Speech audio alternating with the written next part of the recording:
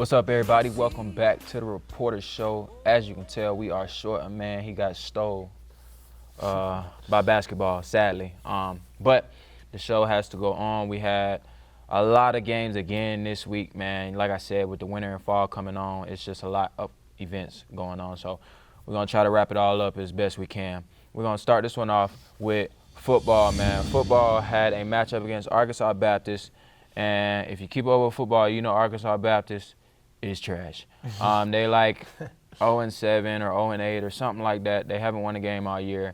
And this was expected to be a blowout, and that's exactly what it was. So let's check out some of these highlights, man. Damon had it easy here. Straight up the middle, bro. I mean, that was the second play of the game. And so that sort of was just like, okay, y'all know what's gonna happen. Yeah. Came right back, another big run right after. It was like their linebackers and their defensive line didn't have no type of, I don't know, they wasn't restricting us from doing anything. I mean, as you can see here, Red breaking one right up the middle again. I mean, nobody even touched him. Shout out to Red, but man, he didn't have to juke it. And then a bullet pass over the middle. That was a beautiful pass. I ain't gonna lie. I think that would have been good against any team. Yeah, but right there, scored another touchdown. In a deep ball. In a double man coverage. Single, the one-handed catch in double coverage. Scored another TD, bro. Then they come back down, and they in their red zone. We get a pick six. To the house, man. Is that Terry? Yeah, that's Terry Harper right there. Then we had a free play because they jumped off side, so toss it up, see what happens. Another big catch downfield. We ended up capitalizing on that drive. Man. We were able to get BP and score him a touchdown on senior day. Defensively, man, we was lighting them up. Yeah, Donovan right there lit him up. Forced a fumble, but we didn't recover it. But I mean, it don't matter. Then we came back here and sacked him right there. I mean, just looking at the stats, man, it's crazy because I want y'all to understand that we went into the half up 45-6 at half, right? Now, as you all know, if you were here this past weekend, it was some crazy storms. It was raining. It was the streets. Some of the streets was flooded. So it was a pretty rough day on Saturday. But that first half, the rain was able to hold up just long enough for the first half. We went in, as soon as halftime hit, boom, the rain started pouring down, lightning coming. So of course they delayed the game. They had already delayed the game an hour. Oh man. Well, actually, they delayed the game 2 hours. It was originally supposed to be a 2 o'clock start time. It ended up starting at 4. Arkansas Baptist is, I believe, 12 hours away from here. So as you can imagine, once they kept delaying the game, they was like, we can't do this no more. So they ended up forfeiting the game at halftime, man. And I want y'all to check out those stats. I mean, I know you see the stats. I'm going to talk about them. Davian almost had 200 yards passing with 2 TDs. DJ had 124 yards rushing, 77 yards receiving, and 2 TDs. Josiah had almost 80 yards receiving with 1 TD. So these guys were honestly spared by the rain. I mean, they got lucky that it was pouring. And just looking at these stats, these are great stats for a half. They would be great stats for a game. But what makes it, what kind of sucks about it on Wayland's part is that this is a game where, like, Davian could go get 400. Yeah. Now he's at the top of the sack in passing yards and stuff like that. But, I mean, it went. They were going to win no matter what, so I guess it is what it is. But this is just a game that once you're up so much, you would have loved for the guys to go get their stats and their touchdowns that they're looking for. And on top of that, bro, you also know that when you go up big like that, you give opportunities for guys that don't play a lot. You know what I'm saying? So it sucks that rain canceled the rest of that game for y'all, because I know y'all would have had a lot more fun. But it's a big win for us, 45-6, and we moved to 4-4 on the year. So 4 wins on the year, and we still have, I believe, 1 or 2 more regular season games. I think so. So that's, I mean, I feel like we could win out, honestly. We went out and we go 6-4 on the year and 6-3 in the conference. Man. That would be, you know what I'm saying? That would put us at 3rd in the conference rankings. Now, of course, that doesn't do anything for us nationally because football is very different. You don't get those playoffs, those conference playoffs, you know. It's either you rank nationally or you not. That's it. And that's what determines who gets into the playoffs. But a 6-3 season in conference and a 6-4 season in regular season, that's a great season. That's something that we should be proud of. Yeah. The whole school should tip their hat to the football teams, just knowing what they've been through and how they've turned it around, and honestly all the slander that they've taken the past couple years, not just from students but just nationally. I think that would be a big that'd be a win for them if they can finish 500 or above. Yeah. And so I think they'll do that. But let's go ahead and take this one on to volleyball. Volleyball had 3 conference matchups this week. Normally they only do 2 conference matchups. If they do have 3 matchups, normally that midweek is a non-conference. But they had 3 matchups this week, mainly because OPSU's, remember that game that got canceled a couple weeks back due to the refs not being there. But they had a matchup against OPSU, and instead of it being here, they had a home matchup in Dumas, which is 2 hours away. Doesn't make sense. But it is what it is. They had a matchup against OPSU, and OPSU is clearly a weaker opponent. This was a matchup that I honestly thought we were going to sweep and dominate, but honestly we didn't. OPSU held on to us in every single match. Set 1, we won 25-22. Set 2, we won 25-23. Set 3, we ended up dropping 25-20 after having a .027 hitting percentage. So it don't take a great team to beat that. And then in set 4, we ended up winning 25-20. But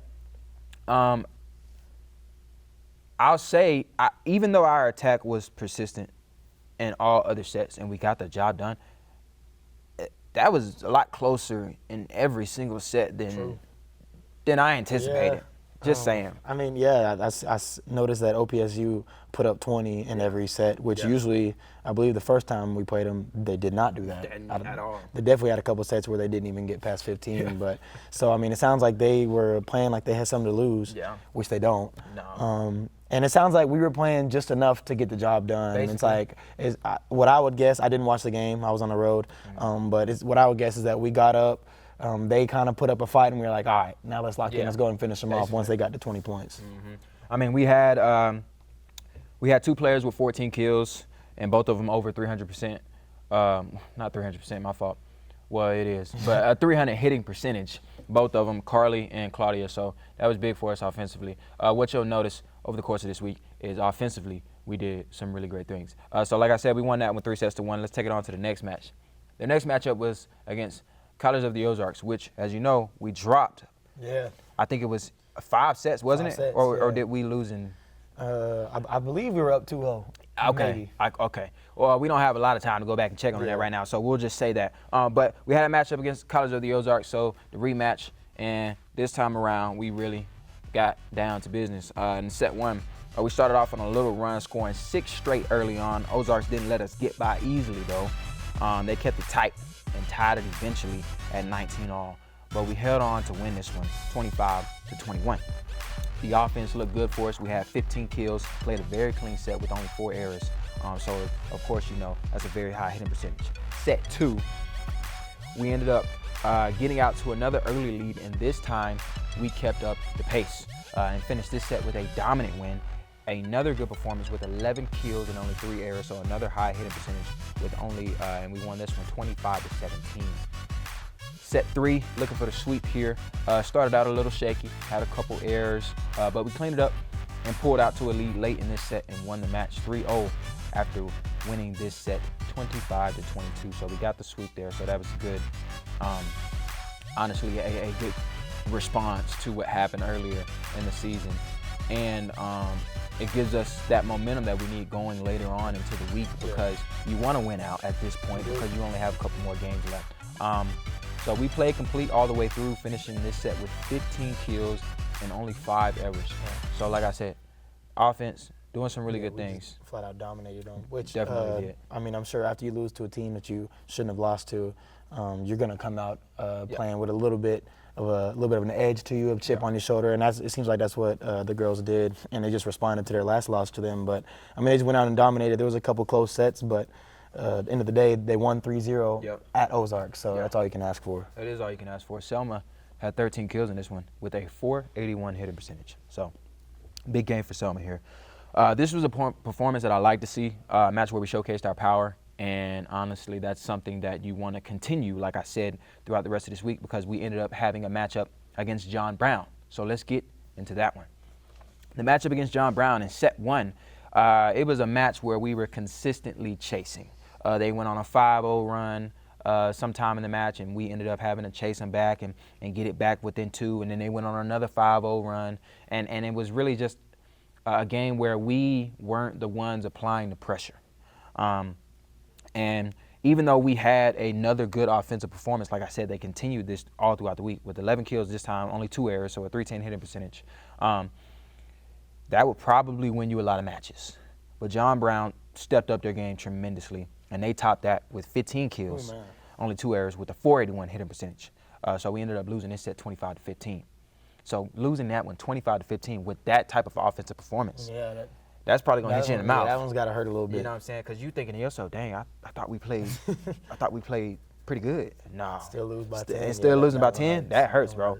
Set 2, once again having to chase after them, letting them go up 8-0 at the beginning of the set. We fought back, of course, tying it at 10-all. So we went on the run ourselves, and eventually built a 6-point lead. So we were up 21-15 at one point. We only got 4 more points to go. Yeah. You think we would close that one out, surely, right? Surely. We did not close this one out, man. We ended up losing this one 26-24. But it was another good offensive performance as well. I don't have the hitting percentage in front of my face right now, but I'll find that later on. And set 3, we lost 25-22. So we got swept. They had the lead in this one due to another great offensive set, and we're up 16-10. But John Brown went on a 6-1 run. So runs. Man, runs. We always talk about runs. It's a game of runs. We always talk about runs. In the end, we had 2 rough plays that gave them what they needed, and we got swept. But if you just look at the match details, right? If you just look at the match details, .310 hitting percentage in the first set, .233 hitting percentage in the second set, .382 hitting percentage in the third set. Only 2 errors in the first and third set. The second set was a little shaky with 6 errors, but they also had 6 errors. True. So matched them in that sense. But if you're looking at this game and you don't know what the other team did, you probably think that, okay, maybe we were the ones that, or you know what I'm saying? At least went to 5. Yeah, that's what it looks like. But that wasn't the case. And so I can't really say that this was a bad game. It was a great match for both teams, and we just happened to be on the losing side of it. That's literally all it was. That's what it was. Looking at the stats, it looks like it was a shootout. It was. 2 very good offensive teams. And man, we just came out short on all 3 of them. But I think it's one that very well could have went our way as well. Yeah. Obviously we beat this team before. I believe we beat them at home. Yeah. And so it seemed like it was just one of those games where it's like, man, who's gonna score faster? Like both teams can score, but who's gonna get straight to it? And it sounds like we just obviously came out a little bit short. But you never want to get swept either way. You never want to get swept. And on top of that, getting swept here, just losing here in general, pushed us down to a tie, a 3-way tie for 4th between Mackey and John Brown, who we just lost to. So now, at this point, we have to win these 2 matchups that we have coming up, and one of those matchups are against Mackey, who we are tied with. So this is going to be a big weekend for volleyball, and we'll get into those games soon. One more thing I want to say about that, Selma, again with 13 kills and a .423 hitting percentage. So a really big week for Selma, a really big week for the offense. But it just didn't come out the way that we thought it would. It didn't lead to 3 wins, but 2-1 on the week is not bad. Nothing to scoff at. No, it's not. It's not. Let's take this one on to men's soccer. Men's soccer had a matchup against Southwestern Christian, and at this time, Southwestern Christian was ranked 6th in the conference, and we were ranked 5th in the conference. So this game would decide who we would play going into the conference tournament. It would either be a 3-seed Oklahoma City if we were to lose, which we tied with them, even though they're a dominant team, and we probably wouldn't want to play them first round, but we tied with them in the regular season. And then a 4-seed Tex West, who we just lost to pretty bad in terms of how it looked. Even though the score was only 3-1, it didn't look like a good game. So let's get into this one. First half was a stalemate. Not much going on offensively. Both teams had shots on goal, but they didn't really do nothing. It was nothing dangerous. So this was, like I said, a stalemate. Nobody really got anything going. So going into the second half, you're thinking, okay, they probably gonna have some type of how do you? I'm thinking of a word. Yeah, sort of like a change of mentality. Yeah, exactly. Like you. Goodness, it's the word I'm looking for. You know when you really want something. Oh yeah, some tenacity, or I don't know, man. There's a lot of words you can throw in there. There's a lot of words. I can't think of it right now. But we came out in the second half, and it wasn't much different. The defense is urgency. There it is. A sense of urgency. That's the word. I wasn't a sense gonna of let urgency. They have a sense of urgency, man. And it really, I don't know if it was that we didn't have a sense of urgency or if it was the fact that just both defenses were playing just that good of a game. But we couldn't get anything going in this one either. We did lose the shots on goal category 5-2, but we ended up tying at zeros. So we stayed where we were in 5th place in the conference. But what I will say is these last couple of games have not been the offensive performance that we're used to seeing from these guys when everybody's healthy.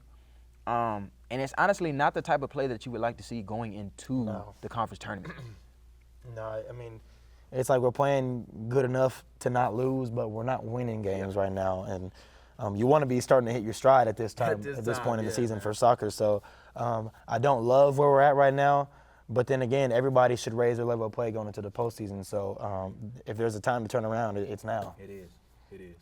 Now, let's take this one on to women's soccer. They also had a matchup against Southwestern Christian. And as crazy as it sounds, if we were to win this match, we would be in the conference tournament. Even with the season that we had, bro, if we were to win this game right here, we probably would be in the conference tournament tied for last place. And so we would probably end up playing like a 1 seed. But we'd be in the tournament. Yeah, you'd be in the tournament. Let's check out what happened in this one, man. At the beginning of this game, we had a free kick that bounced right over the goalie from almost the halfway point of the field. So we scored first. Then we get a corner kick that they could not clear out. They just couldn't clear it out. And we ended up kicking it in, making it 2-0. Yeah. So Maria makes it 2-0 for us. But then Southwestern Christian, they did not lay down. They said, oh, y'all want to go up? I got y'all. So they came back, scored a goal with just under 8 minutes left in the first half. Then they came back, scored again. I don't know how she beat us to that ball, but she found a way to the ball and headed it in. And then right before the end of the first half, they scored again to make it 3-2. So 3 straight scores, ending that. That's some not feel good. But then as you can see here, we came out in the second half and we let them score again. But then we responded. After they couldn't clear a corner kick again, we ended up scoring. Then we came back, she fakes left, then kicks it right, drills it to the back of the net, ties the ball game up with 2 minutes and 30 seconds left. Just under 2 minutes, then we break free, one-on-one with the goalie. She makes a great save, and we end up tying. Tying. 4-4, Southwestern Christian. I think that is so crazy. Not only did we all have the opportunity to take the win and find our way into the conference tournament in the last game of the season, but we had an offensive performance that was unlike any other match. Yeah, I mean, we look better than we ever have offensively. Yes. And it's crazy to me because even though we still lost the shots on goal category, it was only 9-7. Offensively, they did put a lot more pressure on us, but we scored goals. We did. We scored goals, and we tied this one at 4. So what does that mean for them going forward?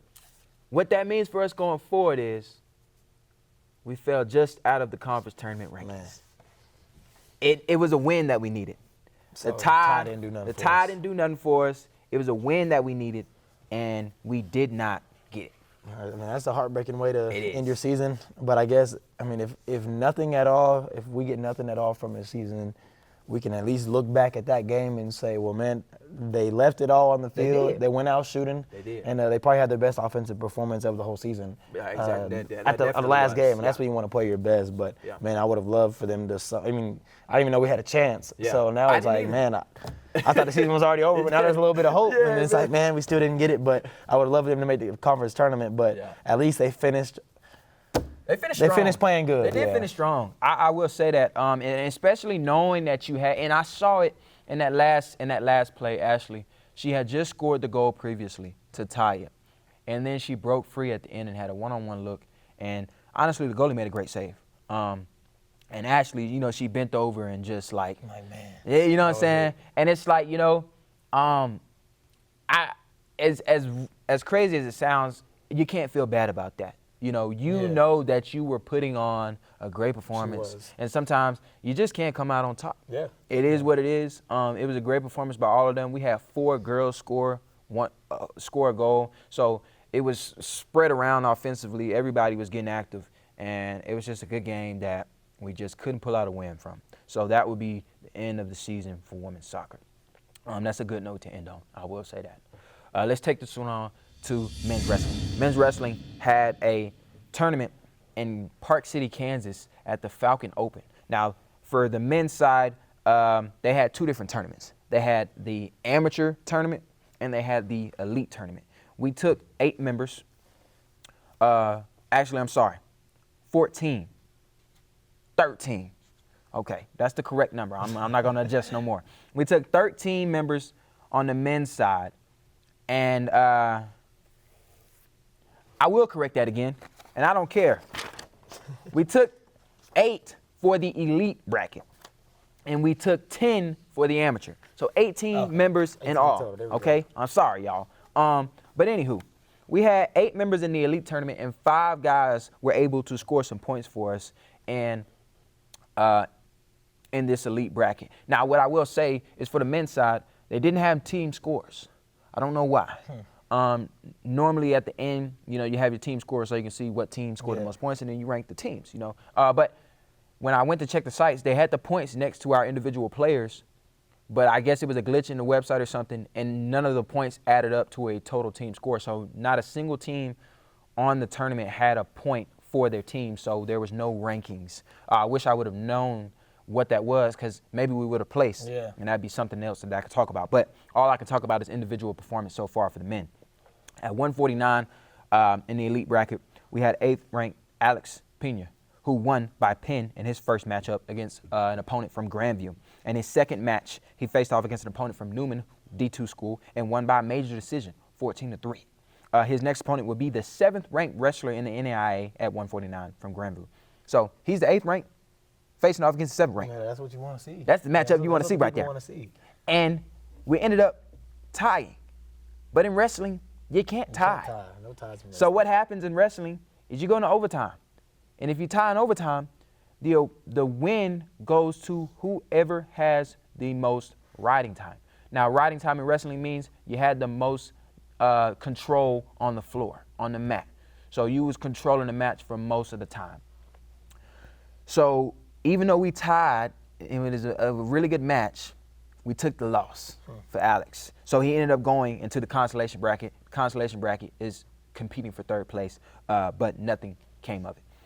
Next, at 165 in the elite bracket as well, we had June An, who won by pin against his opponent from Grandview, and his first match as well. His second match was against Carl Albert, or JUCO, and he ended up losing 8-5 in overtime as well. So both of these guys really taking it to the T in their matches. In the consolation bracket, he won 2 more matches, 9-8 and 12-9, and then was eliminated by an opponent from Drury, a D2 school. At 184, Malachi Owens lost his first match by major decision. So that's a tough way to open up a tournament.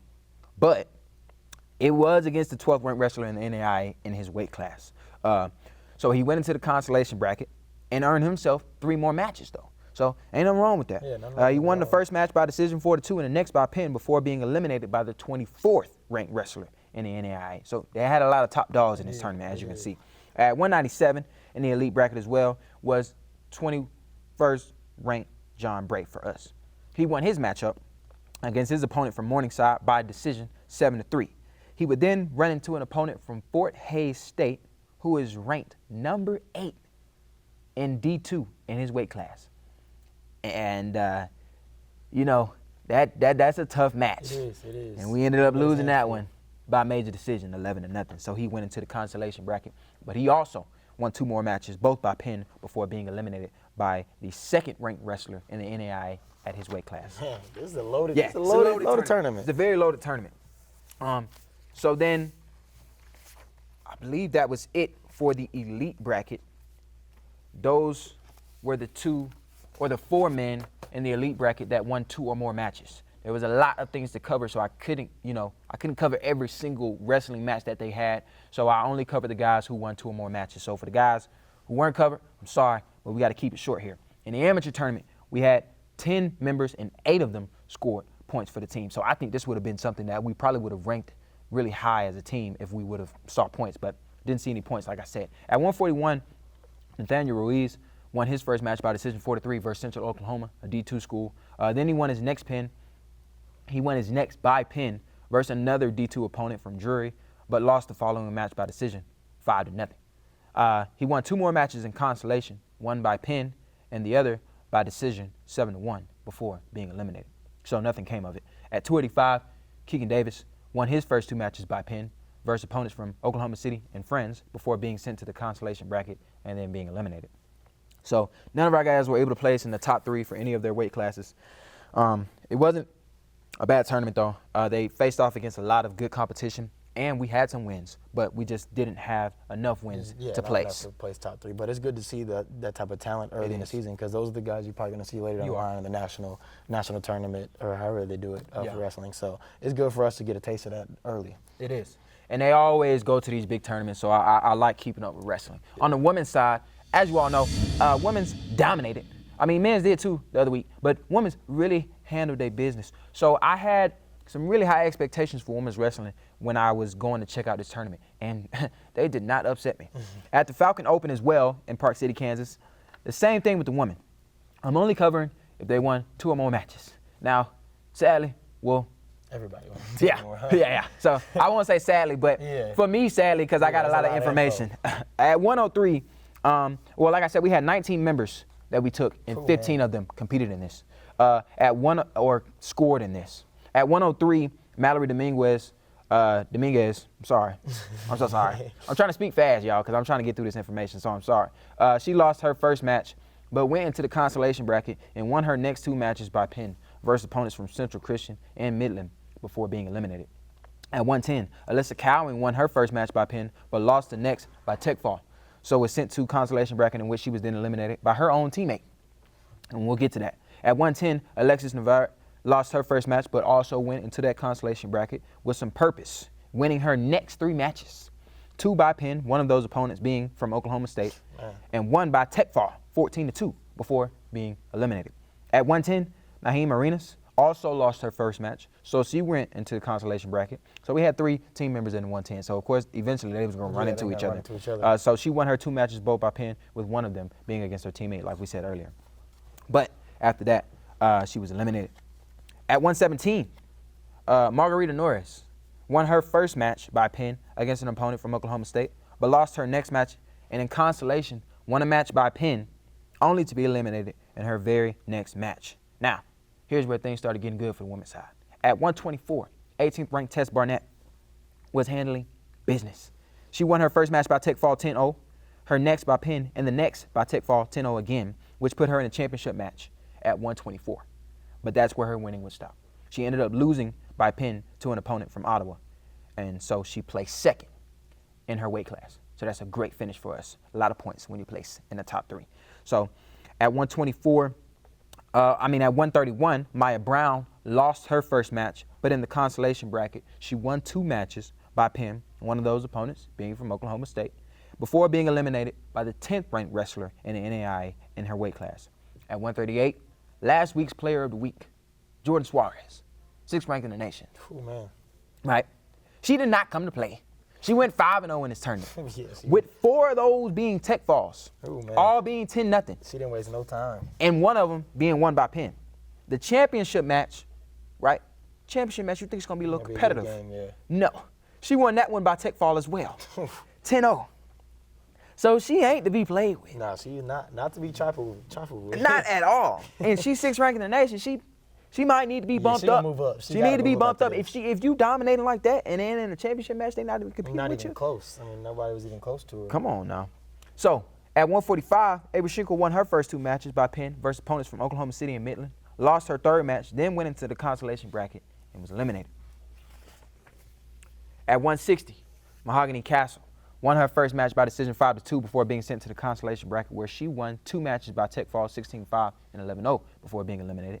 At 180, Audrey Lockhart won her first 2 matches by pin before being sent to the consolation bracket by the 15th ranked wrestler in the NAIA. So then she would win her next 2 matches one by Tech Fall 10-0 and the other by Penn, placing her third at 180. So 2 top 3 finishes, one being first, one being third. That's big for us. At 207, Leilani Sanchez. Actually, I think there was another girl that placed. Did I miss that? Tess. She was the one that placed second. And then, of course, Jordan placed first. And then we had a third place finish. So first, second, and third place finish in their weight class. So that's good for us. At 207, Leilani Sanchez was also handling business, winning her first match by Tech Fall 10-0 against her opponent from Oklahoma State, and the next 2 by Penn, one of those opponents being the 7th ranked wrestler in the NAIA at her weight class. Leilani is not ranked nationally. Yeah, Leilani, she played like she had something to prove. Yeah. So she definitely going to be in the rankings next time they come out. Putting her in the championship match, but she came up short of first place after losing by decision 5-0, placing second. So 2 second place finishes, 1 first place, and 1 third. That's big for the women's. So we ended up finishing second overall as a team behind 15th ranked Ottawa, and had 3 girls ranked nationally who didn't compete in this tournament. Man. Right? So then, I want to talk about this. They're receiving votes right now. In this tournament, there were 19 teams. 4 of them were ranked. 12th ranked Dome, 14th ranked Oklahoma City, 15th ranked Ottawa, 19th ranked Midland. We placed above all of them, other than Ottawa. Like I said, we placed second. So we better be in that next top 20 conversation when it comes out. Something interesting that I saw, though, at 103, y'all know this girl, Audley Cruz. Last year, she placed in the NAIA National Tournament 6th place. And last year, I believe she was nationally ranked at some point. She was wrestling unattached. She ended up winning the 103 bracket, dominating all of her opponents, 2 Tech Falls and a Penn, and won championship match by decision 4-0 versus 12th ranked wrestler in the NAIA. So she's not ranked nationally right now, and she's not and she wrestled unattached. And I think it's because she's ineligible. Oh, okay. So she just was an individual. Just an individual, and you can do that in track, and you can do that in wrestling. Okay.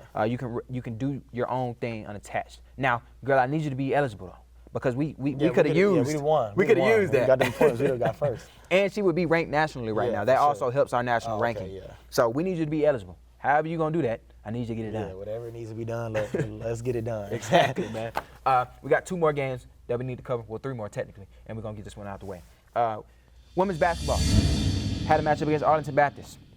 As you know, we are ranked 18th in the nation. Arlington Baptist is ranked dog in the nation. So this was a blowout, to say the least. We ended up winning this one 117-43. This matchup couldn't have been more lopsided. We went into the half up 54-19. It was just from the first half. We ended up winning, like I said. Definitely a tune-up match. Tune-up match all the way. We shot almost 60% from the field, 44% from the 3, and had good individual performances from a couple players. Megan had 31 and 16, as always. Of course. Bobby had 18, shooting 70% from the field. Of course. Big time. Off the bench, Brooklyn had 17, perfect from the field, 5 for 5. And Popovich had 13. So some really good performances for the women's. Other than the turnovers, we had 20 turnovers. That ain't good. Nah, that's not good. But the way the style of play the Flying Queens have, they push it up the court. They shoot a lot of threes. They run a lot in transition. So first game, they're gonna have a lot. I mean, they're gonna have quite a few turnovers. So that doesn't really shock me. And I don't think it's just a huge red flag for them either. Yeah, I would say that's a great start. Moving forward, we clean up them turnovers. I don't know, the score might have been 200 to nothing. Yeah. You put up 117 points to 47. Yeah. There's not much you can say. It sounds like we dominated top to bottom as we expected them to. But almost, I mean, I expected them to kill them, but they even defied my expectations. Yeah. I mean, they could have beat them by 100 is what it sounds like. So definitely. They're off to a great start, of course. They are. Now let's move on to men's. Men's had 2 matchups this week at the Kansas Wesleyan Classic. Their first matchup was against Bethel. In the first half, Bethel was hitting early on. They dropped a couple threes, allowed them to jump out to a quick 10-point lead. I don't know what that boy was doing, but he was pulling up and shooting threes. I don't think he was really like that, though, because the rest of the game he was quiet. But anyway, they weren't missing much as a team from 3 at all, shooting almost 55% from 3. And they were getting everything they wanted from the rest of the field as well. So we were going to the half down 49-34, down 15. So not something that we expected, and I think that Bethel came out a lot hotter than what was expected as well. Shooting really hot from the field and from the 3, other than the free throw, I think, was the only thing that they weren't having a really high percentage from. In the second half, we came out in the second half We came out in the second half, and we flipped the script. We went on a 16-0 run to start the second half, man, knocking down a couple big threes, and we took our first lead of the game. So some big threes by Quentin, some big threes by Dylan, and then we ended up tying it after the finish by James. But from there, no, we didn't tie it. We took our first lead of the game. We took our first lead of the game after that finish by James. From there, it was a battle for control, honestly. Q and Dylan, like I said, they were trading threes for a second there. But Bethel had an offensive burst and went back up 10 again, and we could not climb back out of this one again. And we ended up losing 84-77. Some important stats in this one. Q finished with 31, 11 for 17 from the field, 8 for 10 from the three. So really good game for Q, but didn't come out with a win. And Dylan had 15. He was 3 for 5 from the three and had 6 rebounds. Bethel had a completely different shooting performance in that second half, which helped us out, but not enough. Nah, it wasn't enough. I mean, we came out as flat as we possibly could have. We got down 18, I believe, at one point in the first half. And we battled and got it to 12 and then ended up going a half down 15, which we were lucky to be only down 15, honestly, the way they were shooting the ball. We were flat offensively, weren't doing what we were supposed to do defensively. So we're down 15, so now it's like, what are you going to do? You know, we either go out and get blown out or make a game out of it. We came out and made a game out of it. Looked like a completely different team for an 8 to 10 minute stretch, took the lead, and then it's like, man, it took so much for us to get that 1 point lead, and I would say it looked like we relaxed. Yeah. And they started hitting more shots again. But that game just came down to it really just wasn't us. Luckily we made a game out of it just off of heart and want to, but end of the day, that the whole game was not us. Not who we are, not who we definitely who we plan on being the whole season. Yeah, man. Then we would have a matchup against Kansas Wesleyan, 24th ranked team in the nation.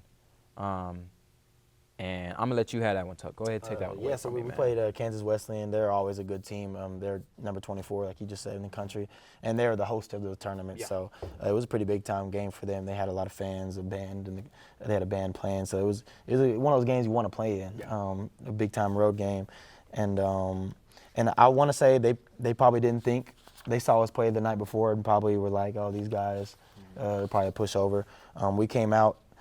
We didn't play great, but they didn't jump out on us either. They were up by 8 or 9 pretty much the whole game. We ended up losing 63-73. We got it down to 4, I believe, in the second half, and then we had a couple of defensive miscues. They got some open threes and they knocked them down, but they got hot early from 3 in the first half as well. And we just didn't shoot the ball nearly as well as we did the previous game. We were 6 for 21 from 3, and they were 50% at 14 for 28. Q had 15. Brett was 4 for 5 from 3, so he showed up. Even he's been dealing with some ankle issues. Still provided for the team. Gave us what we needed, some shooting. Nico had 11, and the freshman Julian had 10, who also got fouled pretty hard. His eye had blood coming down his eye, no foul call, and so he probably could have even had more, but he had to go out and get his eye patched up. But man, that's a game where you look at the stats. Obviously, they shot the 3 way better than us, but the categories that you want to win, like offensive rebounds, turnovers, for the most part, we did a good job at. We had 19 offensive rebounds, but we only had 13 second chance points to show for it. So, I mean, when you get how that works, if you get 20 offensive rebounds, you expect to have at least 20 second chance points. So you make half of the shots, and we didn't even make half the shots. We also were only 3 for 7 from the free throw line, and I know they shot a better percentage and shot more. Of course, we ended up fouling them at the end, and so that's why it ended up being a 10-point game. But man, it's just another one of those games where, like, you love the fight, but man, we got to come out on top. I mean, 0-3 is not where any of us expected to be. Definitely not where we want to be. And especially going into we got a tough upcoming week, and obviously the number 1 team in the country next Thursday. So there's nothing we can do. Our back's against the wall, and we're just gonna get in the film room, get better from it, practice and be better from it, and just move on from there. I mean, we can't just keep sulking about the loss. Because we got good teams coming up. Yeah, I feel that. That's all we got for y'all this week, man. But I also want to get into these upcoming games, and then we'll close it out. What I will say, certified nominee, Jordan Suarez. Yeah, back-to-back. She dominated. Back-to-back. That's crazy. I think the only person that did back-to-back was Megan. Yeah. From last year. Yeah, Megan. So, props to you, Jordan. Upcoming games. Women's basketball has the first home matchup against Our Lady of the Lake at 6. Men's soccer has a matchup in the conference tournament against Texas Wesleyan. Thursday, men's basketball at North Texas. Not UNT Dallas. No, sir. But North Texas. Mean Green. Yeah. So that's a big game. Friday, is that an exhibition? Oh, yeah, it's an exhibition. Okay. So it's not going to go to the record. We're going to still go out there and try No, I know that. I'm saying, like, I want the win, but, like, if we were to win, it wouldn't go to the record? Nah, and it won't go on their record either. That's what I figured. Yeah. Okay. On Friday, women's basketball versus TAMU San Antonio at 2. Another home matchup. So this weekend, they got the Queens Classic, I think that's what it's called. Yeah. So it's going to be a lot of basketball this weekend. If y'all want to check it out, man, it's going to be Thursday through Saturday, I believe. So y'all come out there and check them games out, man. Right after that, though, volleyball has a matchup against USAO at 7. Like I said, they are tied right now for 4th in the conference. Y'all better show out. They got 2 more home games this weekend, and they need these wins. So y'all got to come to them and help them out.